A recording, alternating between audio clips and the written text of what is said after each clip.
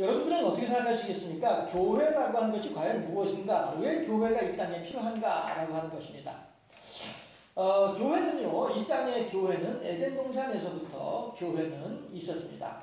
아니, 목사님, 무슨 얘기예요? 그 아담하고 하와는 막 이렇게 다 이렇게 뻘거먹고 살았다는데 그게 무슨 교회예요? 망측스럽게 시리. 이렇게 할 수 있겠습니다만은, 예.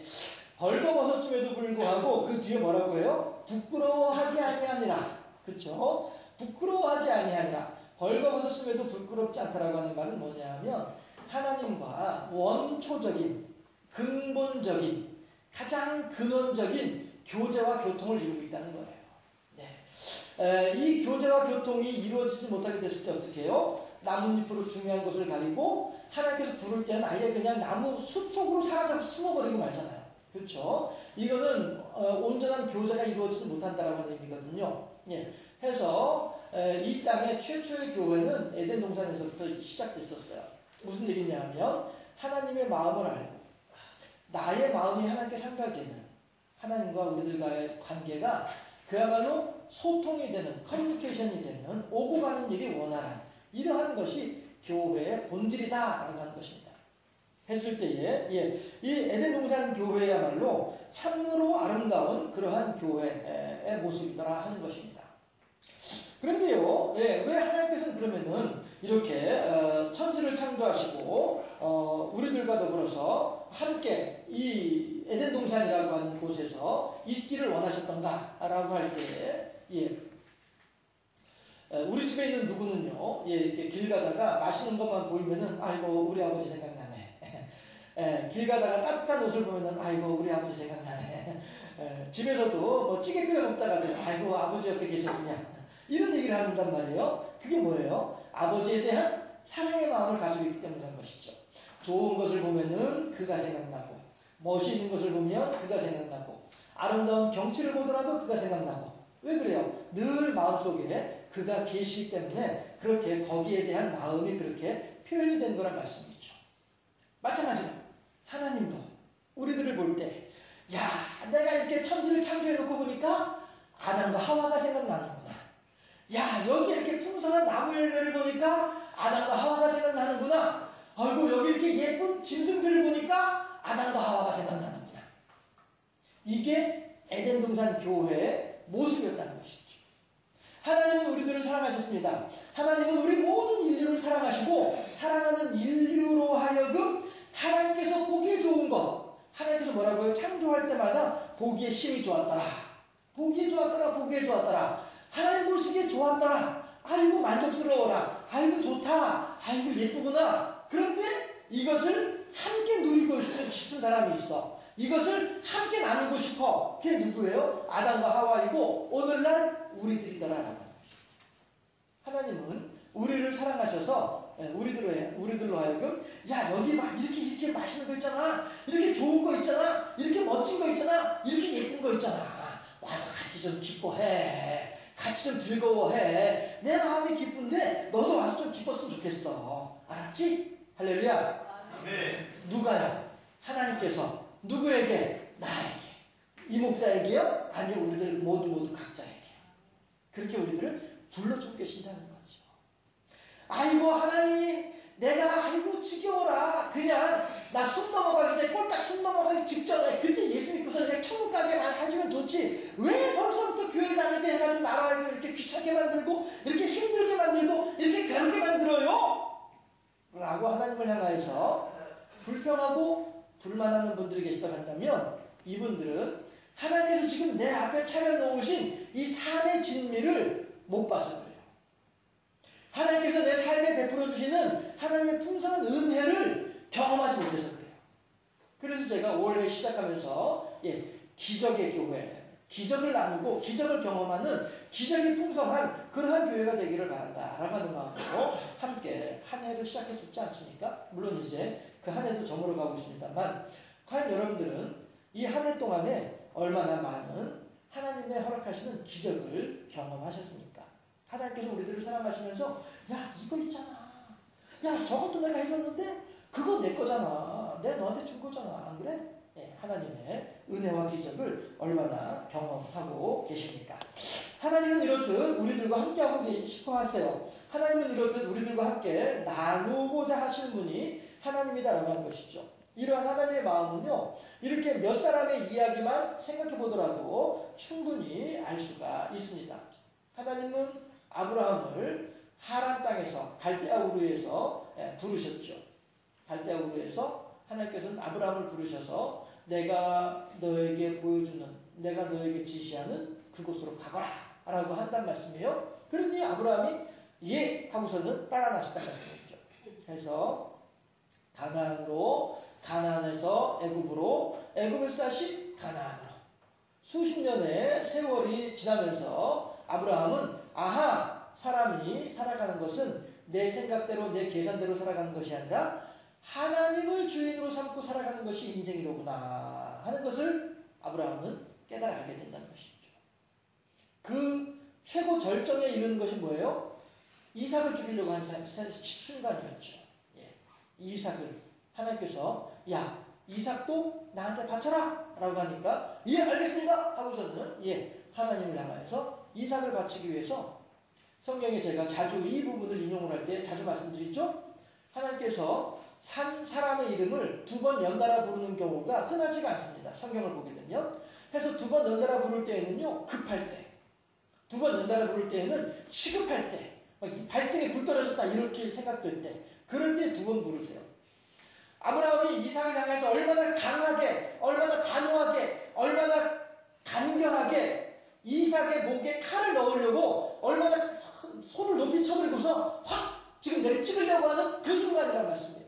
아브라함아, 아브라함아, 너의 손을 멈추어라. 더 이상 너의 아들에게 손을 대지 말아라. 하나님께서 아브라함을 말리시는 거. 야, 너 왜 이래, 왜 이래, 왜 이래. 그냥 내가 한번 해본 말이야. 너 내가 농담을 한 말 이렇게 진담을 받으면 어떻게 할 것이야. 이런 의미가 되는 것이죠. 우리가 쉽게 표현을 하잖아요. 하나님께서 아브라함을 향하여서 네가 너의 독자 이삭조차도 아끼지 아니하고 나의 말에 순종하는 것을 보니 참으로 내가 너의 주인으로구나. 내가 이제야 그것을 알겠다. 하나님께서 정말로 몰라서 그렇게 하신 거예요? 아니죠. 이 창세기 22장 말씀을 읽고 있는 모든 사람들을 향하여서 하시는 말씀이죠. 이 창세기 22장을 읽고 있는 모든 성도들이요, 당신네들은 과연 누가 주인이냐 이거죠. 당신네들은 과연 아브라함처럼 하나님을 주인으로 삼을 수 있겠느냐? 너희들은 대체 가장 늙었을 때 날 태어났던 아들, 귀한 아들, 이 이삭조차도 아끼지 않은 아브라함처럼 너희들의 인생에 있어서도 주인이 내가 될 수 있겠느냐? 이걸 질문하시는 거죠. 하나님이 아브라함한테 하신 말씀이 아닙니다. 아브라함아, 내가 이제야 너의 마음을 알겠다라고 하시는 말씀은 다시 말해서 오늘 우리들을 향한 질문이란 말이에요. 아브라함은 이러할진데 너는 어떠하지? 이 말씀이죠. 우리들의 주인이 누구이냐의 문제를 하나님께서 아브라함을 통해서 알게 하시는 거예요. 왜요? 그렇게 해서 하나님께서 우리들의 마음에 자리 잡기를 원하시는 거거든요. 아담과 하와가 벌거벗었으나 부끄럽지 아니했던 것처럼 하나님이 우리들의 마음의 주인이 되어짐으로 말미암아 우리가 하나님과로서 진정한 교제와 교통, 소통을 이룰 수 있을 때에 그때 우리들에게 진정한 복이 되기 때문에, 그래서 하나님은 우리들에게 참 주인이 되기를 원하신 분이 하나님이셨다. 그런데 모세를 통하여서는 하나님께서 사막 한가운데에다가 성막을 지으라고 말씀을 하세요. 그리고 모세를 통하여서 우리들에게 계명을 주시더라라고 하는 것이죠. 하나님의 율법을 주시더라. 이게 뭐예요? 질서입니다. 질서. 86년 아시안게임이 시작되기 전에 국가에서는 어떤 법을 새로 제정했냐 하면은 길거리에다 침을 뱉으며 과태료, 그때 얼마였죠? 3만 원이었던 걸로 좀 기억을 하는데요. 예, 아무튼 전에 과태료 3만 원. 예, 이랬단 말이에요. 이게 국가에서 정하는 하나의 새로운 질서고 새로운 법칙이에요. 예, 물론 길거리에다 침 뱉으면 지저분하니까 뱉지 말아야죠. 예, 그런데 그냥 뱉지 말아라 하면 말을 안 들으니까 3만 원 과태료 이런다는 말이죠. 그랬더니 우리 친구들은 어떻게 하냐면은 야 하면은 한 친구가 야 하면은 알았어 하고서 뒤통수를 탁 쳐요. 그러면 태 하고 땅에다 침을 뱉어. 그래서 3만 원 벌었다. 이러면서 걸어가는 게 우리들이 장난치면서 놀던 때였는데요. 이렇게 새로운 하나의 법칙이 제정되게 되면 사람들은 그 법을 따라서 삶의 양식을 바꾼다는 말씀이죠. 요즘에도 얼마 전에도 이제 차 안에 다들 하던 말씀이 뭐냐면은 이제는 뒷자리에 앉은 사람도 안전벨트 매야 된대 라고 하는 말이 있죠. 왜? 안 매면은 과태료 하니까 돈 내기 싫으니까 매야 되는 거예요. 이렇게 하면서 또 하나의 새로운 질서가 형성되는 것이죠. 하나님께서도 마찬가지로 길거리에 침 뱉으며 자동차에서 벨트 매지 않던 사람들을 향하여서 너희들이 그렇게 살지 말고 이렇게 살면은 너희들이 더 편안해지고 안전해지고 깨끗해질 거야 라고 하면서 우리들에게 새로운 법을 제시할 때에 우리들은 처음에는 불편하죠. 처음엔 귀찮죠. 그러니까 뒤통수 탁 치면서 침 뱉고 난 뒤에 3만 원 벌었다 이러면서 살아가니까 말이죠. 그렇지만 그 침을 뱉지 않게 될 때에 내 삶은 더욱더 정결해지게 되는 것이고 그 벨트를 매게 되면 내 삶은 더욱더 안전해질 수 있는 것처럼 우리들이 하나님의 말씀대로 살아가려고 할 때에는 귀찮지요, 괴롭지요, 또 어렵지요. 예, 한국의 남자들 가운데 예수 믿기 제일 어려운 첫 번째 이유가 뭔 줄 아세요? 술, 담배 하지 말라는 거. 두 번째 이유가 뭔지 아세요? 제사 지내지 말라는 거. 세 번째 이유가 뭔지 아세요? 일요일날 교회 가야 된다는 거. 이게 한국의 남자들이 예수 믿기 어려운 이유 세 가지라고 하잖아요. 예. 술, 담배 그 좋은 걸 왜 가지 말라고 하는 거야 대체? 예. 제 조상 제사 지내지 말라고 어머니 아버지를 어떻게 봐? 그러면은 이거죠. 일요일날 교회 가야 돼? 아이고 일주일 내내 힘들게 일하고서 좀 쉬어야지. 예. 이런 것 때문에 교회 나오기 힘든 거예요. 그렇지만 그런 사람들에게 하나님의 법이 들어가지게 되고 하나님의 법에 대해서 수용하고자 하게 되면 그제서야 비로소 야 내가 술, 담배를 하니까 이렇게 기쁘구나. 내가 조상 제사를 지내지 않으니까 이렇게 내 삶이 풍족하구나.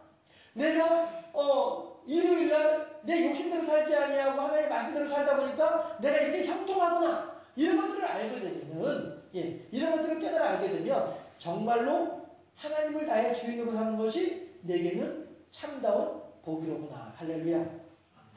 알 수 있게 된다는 것이죠. 하나님은 모세를 통해서 그렇게 우리들의 행복한 인생을 길을 열어주신다는 거예요. 너희들이 이렇게 하면 이렇게 될 것이야. 그러나 이렇게 하지 아니하면 그렇게 될 것이야. 이것을 가르쳐주시면서 우리들에게 생명과 평강과 의의 길로 인도하신 분이 하나님이시더라. 모세를 통해서 말이죠. 왜요? 우리 좋으라고요? 예, 그렇죠. 우리 좋으라고죠. 우리로 하여금 하나님을 주인 삼고 하나님을 우리의 통치자로 삼아서 우리가 더욱더 행복한 인생을 살길 바라시는 하나님이시기 때문에 그렇다는 것입니다. 세상의 통치자들은 어떻게든 백성들을 위해서 군림하면서 백성들의 주머니인 것을 알아내려고 하는 것이 세상의 통치자들이라고 한다면 하나님은 도리어 당신의 것을 우리들에게 나누어주고 하나님은 도리어 우리들을 위해서 섬기기 위해서 우리들의 통치자가 되기를 원하신 분이 하나님이시더라라는 사실을 모세를 통해서 알 수 있다. 다윗은 어떤 사람입니까? 이렇게 하나님의 뜻을 따라서 하나님을 주인 삼고 하나님의 명령대로 살았던 사람이 다윗이었다는 말씀이 있죠.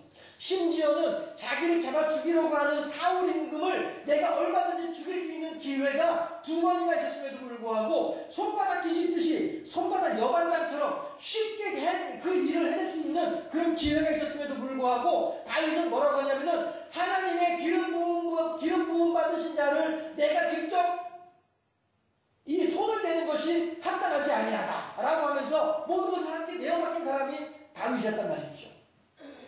지금 나를 죽이려고 하는 사람이에요. 너 죽고 나 살자 하는 사람이란 말씀이죠. 그러면 그 사람을 죽이게 되면 그 사람이 죽으면서 내가 살 수 있는 길이 열린데도 불구하고 그걸 행하지 않는 거예요. 왜? 하나님의 기름 부음 받은 자이기 때문에. 그만큼 하나님을 주인으로 삼았던 사람이 다윗이었다고 하는 것이죠. 내가 이 사람 때문에 죽게 되는지도 몰라. 그럼에도 불구하고 하나님의 기름 부음 받으신 자를 내 손으로 해결하는 것은 하나님 뜻에 합당하지 않아 라고 고백하는 사람이 다윗이었단 말씀이에요. 하나님은 그러한 다윗의 신앙 고백, 하나님을 향해서 아름다운 하나님께서 나의 주인이십니다라고 하는 신앙 고백을 하나님께서는 기쁘게 받으시면서 다윗을 33살의 남유다의 임금으로 40살이 되었을 때는 온 이스라엘 통일 왕국의 임금으로 삼으신 분이 하나님이란 말씀이에요. 수십 년 세월 동안 연단과 고난의 세월을 지내면서 결국 하나님께서 그의 삶의 훈련이 완성되어질 때에 그의 머리에 멸관을, 왕관이라고 하는 멸관을 씌워주신 분이 하나님이시다고 하는 거죠. 우리도 마찬가지로 내 삶에 있어서 내 주인이 하나님이시고 나는 하나님의 통치의 원리를 따라서 하나님의 통치의 율법을 따라서 살아가겠다라고 할 때에 비록 그것이 내 눈에 현재는 손해가 되는 것처럼 보이고 그것이 현재는 내게 어려움이 되는 것처럼 보일지라도 그럼에도 불구하고 하나님을 주인 삼아 살겠노라고 하는 다윗과 같은 신앙 고백을 하게 될 때에 하나님께서도 우리들의 인생에 아름다운 의의 면류관을 씌워주시는 그날이 반드시 올 줄로 믿습니다. 그날까지 우리들의 신앙이 더욱더 후퇴하지 아니하고 성경 말씀에 의하면 침륜에 빠지지 아니하고 하나님을 향하여 더욱더 아름다운 신앙을 고백하는 복된 우리 모두가 될 수 있기를 주님의 이름으로 한 번 더 축원합니다. 옆에 있는 분들한테 이렇게 인사합시다. 신앙생활 잘합시다. 시작. 단디하입시다. 시작.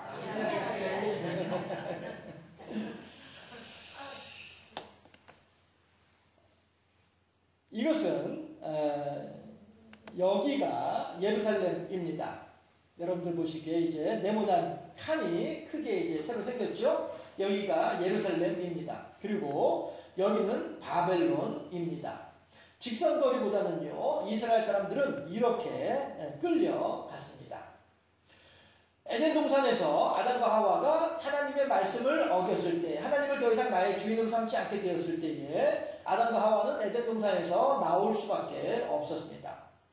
하나님께서 아브라함을 통해서 모세를 통해서 다윗을 통해서 하나님의 뜻을 밝히 보여주실 때에 이스라엘 백성들은 성전을 짓고 성전에서 하나님의 이름을 부르면서 하나님과 더불어 아름다운 교제와 교통을 이루는 그런 복된 인생을 살았습니다. 하지만 에덴 동산의 아담과 하와가 그랬던 것처럼 이 이스라엘 사람들도 하나님의 성전 안에 있으면서도 불구하고 하나님을 주인 삼지 않게 되었을 때에 아담과 하와가 그랬던 것처럼 이스라엘 사람들도 예루살렘을 떠나서 멀리 바벨론으로 갈 수밖에 없는 이러한 상황이 벌어지게 되거나 하는 것입니다.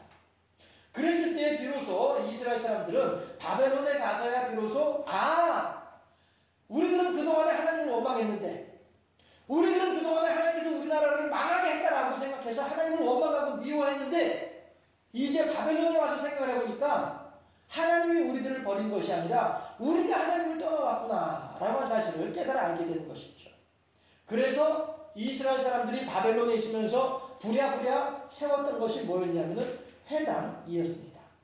그리고 곳곳에 세워져 있는 회당을 속에서 회당 안에 모여서 3, 4, 5 모여서 하나님의 이름을 부르면서 하나님의 말씀을 나누면서 어떻게든 예루살렘 성전에서 미처 하지 못하던 것들 있을 때 잘해 그러니까 잘해 라고 하는 노래 가사가 있는 것처럼 말이죠. 이스라엘 사람들도 떠나고 난 뒤에야 비로소 얼마나 그것이 소중한지를 그제야 알아서 회당에 모여서 하나님의 이름을 부르기 시작을 했습니다. 해서 어떤 사람들은 이 회당이 교회 원형이다 라고 얘기하는 그런 사람들도 있습니다만 저는 교회를 두 가지로 구분해야 된다라고 생각을 합니다. 시작하면서 에덴 동산 교회라고 하는 말씀을 드렸잖아요. 그렇죠? 이 회당을 통하여서 회당이 교회 원형이다라고 말을 하는 사람들은요, 지금 이 눈에 보이는 교회를 이야기하는 거예요. 하지만 눈에 보이는 교회가 과연 교회이겠습니까? 현재 우리 주변에 있는 교회들도 마찬가지고 바울을 통해서 알고 있는 에베소 교회도 마찬가지고 또 우리들도 마찬가지고 그 교회 안에 살고 있던 우리들도 마찬가지고 과연 우리들이 하나님 보시기에 합당한 교회의 모습을 가지고 있습니까? 우리가 알고 있는 교회들이 얼마나 정결하고 얼마나 성숙한 그런 교회들이 있습니까? 하다못해 하루가 멀다 하고 터져 나오는 뉴스에서 나오는 교회 이야기들을 한번 생각해 보세요. 과연 그런 교회들 과연 하나님께서 기뻐하실 만한 교회들이겠습니까? 그런 교회들은 단지 회당일 수밖에 없는 것입니다. 하나님께서 우리들에게 원하신 진정한 교회라고 하는 것은 그 마음속에 하나님이 좌정하고 계시고 하나님께서 진정으로 원하신 교회라고 하는 것은 하나님의 말씀이 넘쳐나는 것, 그 마음에 하나님의 말씀이 넘쳐나는 곳이고 또한 하나님께서 우리들에게 진정으로 원하는 교회라고 하는 것은 그 하나님의 말씀하심에 대하여서 아멘으로 순종하는 것이 더욱더 많아지는 교회, 이 교회가 진정한 의미의 교회가 아니겠냐라고 하는 것입니다. 하려면 한꺼번에 하세요. 그런 교회가 아닌가 하는 것입니다. 어떤 교회입니까? 내 마음속에서부터 하나님을 향해서 주인으로 삼고 내 마음으로부터 하나님을 경배하고 내 마음으로부터 하나님을 사랑할 줄 아는 이런 교회가 진정한 의미의 교회이다라고 하는 것입니다. 단지 이렇게 모여가지고 불국사촌들 46번지에 와가지고 일주일에 한 몇 번씩 모여서 와가지고 앉아있다 흩어지는 이것이 교회가 아니라 우리들의 마음속에서부터 하나님을 향한 감사와 찬양과 경배와 또한 순종과 헌신이 있어질 때 그러한 사람들이 모이는 교회, 그 교회가 진정한 교회다라고 하는 것입니다. 이것이 없이 그저 모이는 교회는 무당 토닥거리에 불과하다라고 하는 것입니다. 그것이 그러한 하나님과 아름다운 교제와 교통이 없이 그저 드리는 헌금이라고 하는 것은 돼지코에 박는 10,000원짜리 지폐와 50,000원짜리 지폐와 다를 게 뭐가 있냐라고 하는 것입니다. 우리들의 신앙생활은 그렇게 되어져서는 안 되겠다라고 하는 것이죠.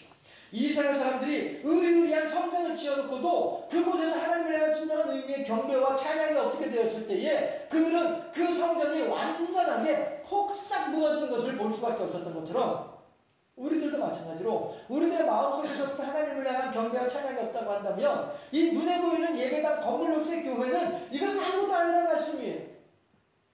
에덴 동산 교회가 더욱더 본질적인 교회 모습을 가지고 있는 것처럼 우리들도 마찬가지로 건물에 모여서 건물을 드러내고 건물을 자랑하는 것이 아니라 내가 얼마만큼이나 내 속에서 얼마만큼이나 성전이 아름답게 지어져 가고 있는지 이것을 가지고 따질 수 있을 때에 그 사람이 진정한 의미의 교회고 그러한 사람들이 모인 공동체가 하나님께서 기뻐하시는 바로 그 교회가 되는 줄로 믿습니다.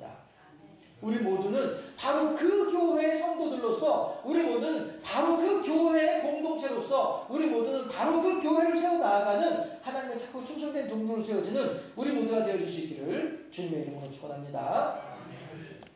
오늘 본문에서 에베소 1장 15절 19절 말씀에서 바울이 기도하는 내용은 무엇이냐면은 15절 16절 말씀은 내가 너를 위해서 기도하고 있어 에베소 교인들이여 내가 여러분들을 위해서 기도하고 있습니다. 그런 의미가 되는 것이고요. 기도의 내용을 보자면은 첫 번째가 뭐냐면은 하나님이시여 에베소 교인들로 하여금 그 마음속에 하나님을 알 수 있도록 하여 주시옵소서.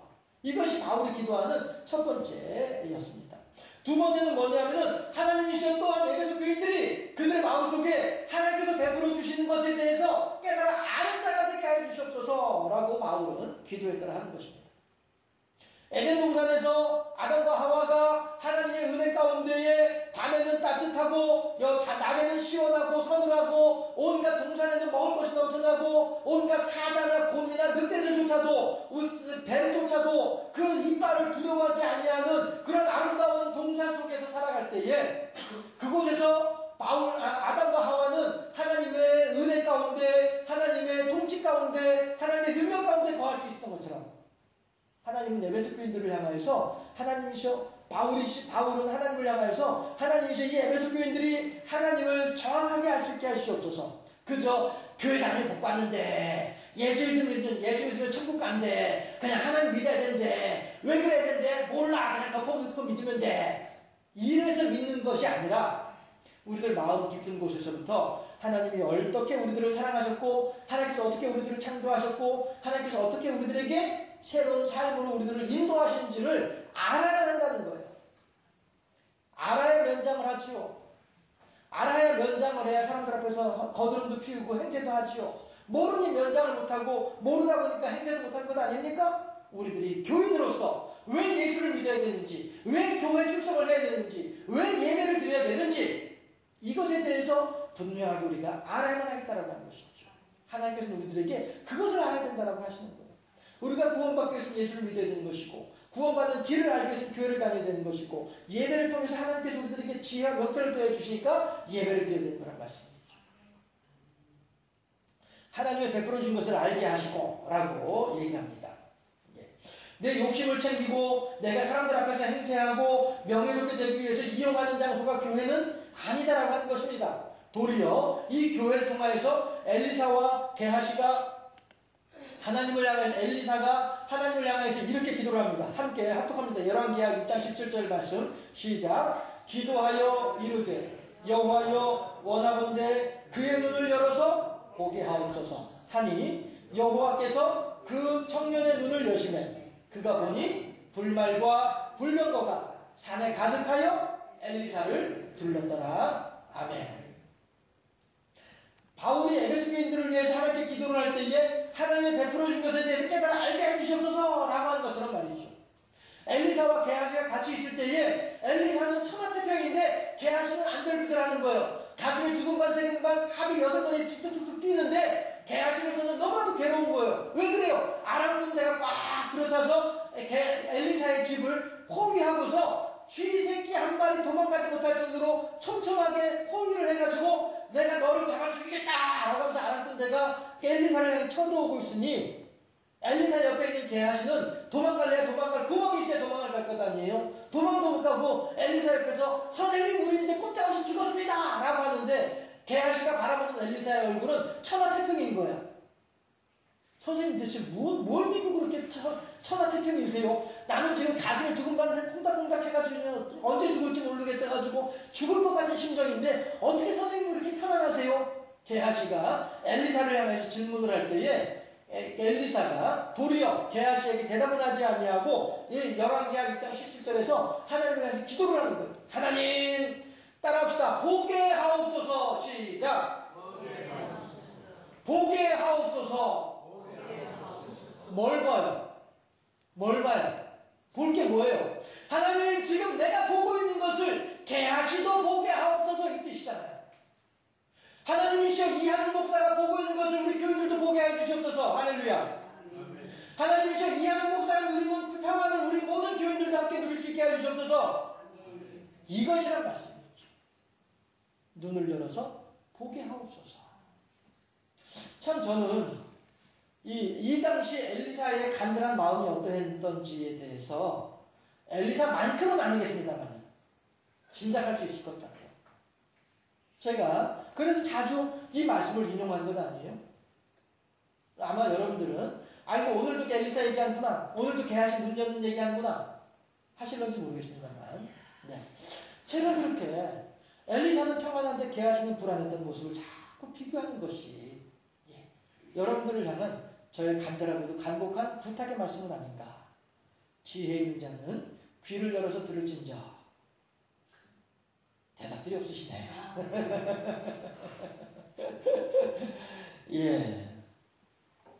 그제야 게하시는 엘리사가 그랬던 것처럼 하나님이 베풀어 주신 은혜를 알고 평안이라고 하는 복을 누리게 될 수 있었더라. 하긴 제가 엘리사가 아니다 보니까 여러분들이 게하시만큼 평안을 누리지 못하는 거 아닐까 하는 그런 마음도 죄스러운 마음도 없지 않아 있긴 합니다. 아무튼 우리가 다시 본문으로 돌아가서 바울은 우리의 마음의 눈을 밝히 열어서 하나님께서 우리들을 부르신 부르심의 소망이 무엇인지를 깨달아 알기를 바라는 것이 바울의 이후의 18절 19절의 기도의 내용입니다. 한껏 오늘 본문을 다시 한번 읽어보도록 하실까요? 18절 19절 말씀 17절부터 함께 17절 18절 19절 말씀을 한 번 더 합독해 보도록 합니다. 17절 말씀 우리 주 예수 그리스도의 하나님 영광의 아버지께서 지혜와 계시의 영을 너희에게 주사 하나님을 알게 하시고 너희 마음의 눈을 밝히사 그의 부르심의 소망이 무엇이며 성도 안에서 그 기업의 영광의 풍성함이 무엇이며 그의 힘의 위력으로 역사하심을 따라 믿는 우리에게 베푸신 능력에 지극히 크심이 어떠한 것을 너희로 알게 하시기를 구하노라. 아멘. 이게 지금 바울이 하나님을 향해서 에베소 교인들을 위해서 기도하는 기도의 내용인데요. 부르심의 소망이 무엇인지를 알게 한다라고 하는 말은 다시 말해서 우리들의 소명이 우리들의 사명이 무엇인지를 알게 되기를 원하노라 라고 하는 의미가 되는 것이고요. 그의 영광의 풍성하심이 무엇인지 알게 되기를 원한다 라고 하는 말은 그 사명을 감당했을 때에 우리들이 어떻게 큰 복을 받게 되는지 그의 기업의 영광의 풍성하심이라고 했습니까? 우리가 하나님의 사명을 감당했을 때 하나님께서 우리들에게 어떠한 복을 주실런지 아이고 하나님 무슨 말씀이세요? 내가 멀리 가서 받는 복보다도 오늘 내가 좀 편안하게 살았으면 좋겠네. 오늘 내가 좀 편안하게 잠 한숨 잤으면 좋겠네. 오늘 내가 그 사람하고 만나서 흘긴 눈으로 바라보지 않았으면 좋겠네요 하나님 라고 말씀하신 분들이 계실 수 있어요. 하나님께서는 이미 우리들에게 하나님의 사명을 감당을 할 때에 사명으로 말미암는 복을 우리들에게 풍성하게 베풀어 주신 줄로 믿습니다. 그러나 왜 우리가 그걸 누리지 못해요? 한 번 더 따라합시다. 보게 하옵소서. 못 봤기 때문에 그래요. 우리 모두가 다 그것을 볼 수 있는 귀한 능력을 갖추는 우리 모두가 될 수 있기를 바랍니다. 또한 그의 베푸신 능력이 크심이 어떠한지를 깨달아 알게 하기를 원하노라 라고 하는 말은요, 하나님께서 우리들을 얼마나 세심하게 보살피고 계시는지를 너희들이 알았으면 좋겠어 이런 의미죠. 하나님은 우리가 아야 하기 전에 먼저 우리들에게 반창고 내어놓는 분이 하나님이란 말씀이에요. 하나님은 우리들에게 응애하기도 전에 벌써 우리들에게 젖병 물려주신 분이 하나님이란 말씀이죠. 우리가 하나님을 향해서 하나님 왜 이래요? 라고 할 때 벌써 다니엘을 향하여서 가브리엘 천사는 출발했다니까요. 다만 기다리는 시간이 필요한 것뿐이란 말씀이에요. 우리들에 있어서도 하나님께서 우리들에게 능력을 베풀어 주고 계시더라. 그렇게 우리들을 세심하게 돌봐주고 계시더라 하는 것입니다. 하나님이 사랑하시는 경주생명샘교회 모든 교우 여러분들이요, 과연 이 땅에 교회가 하나 세워지는 것은 상가에 가게 하나 들어오는 것과는 전혀 의미가 다른 내용입니다. 다시 말씀드려서 가게를 차리는 사람들은 그곳에 오가는 사람들을 통하여서 내 주머니가 두둑해지기를 바라는 마음으로 가게를 차리지만, 이 땅에 교회가 세워지는 것은 내 주머니가 두둑해지는 것이 목적이 아니고, 내가 높아지는 것이 목적이 아니고, 내 뜻이 이루어지는 것이 목적이 아니고, 모든 사람들을 위해서 군림하는 것이 목적이 결코 아니라, 다시 말씀 보시면 하나님께서 내게 맡겨주신 사명을 실천하는, 하나님께서 내게 맡겨주신 사명을 감당하는 곳이 바로 교회이더라라고 하는 것입니다.